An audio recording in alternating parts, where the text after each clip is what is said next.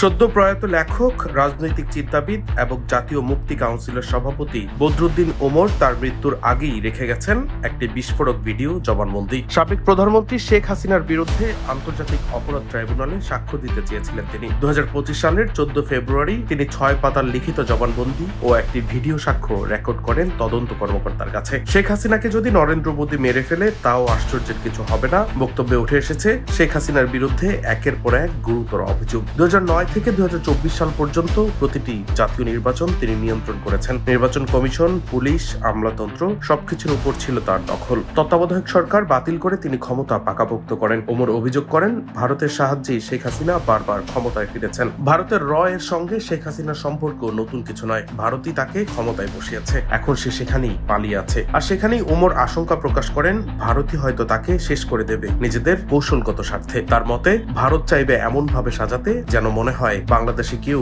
শেখ হাসিনাকে হত্যা করেছে। বদরুদ্দিন ওমরের ভাষ্য অনুযায়ী শেখ হাসিনার অধীনে হওয়া নির্বাচনগুলো ছিল লোক দেখানো। 2014 সালে ভোটারই ঢুকতে পারেনি, 2018 সালে ভোট হয়েছে আগের রাতে, আর 2024 সালের নির্বাচনও ছিল পুরনো ঘটনার পুনরাবৃত্তি। জনসমর্থন না থাকলেও প্রশাসনের নিয়ন্ত্রণে বারবার জিতেছেন তিনি। 300 আসনের মধ্যে 5টিও পেত না বলে ওমর দাবি করেন। চলতি বছরের 22 জুলাই শ্বাসকষ্ট নিয়ে হাসপাতালে ভর্তি হয়েছিলেন বদরুদ্দিন ওমর। 7 সেপ্টেম্বর সকালে তিনি মারা যান। মৃত্যুর ঠিক পরেই ট্রাইব্যুনাল তার জবানবন্দি প্রকাশ করে।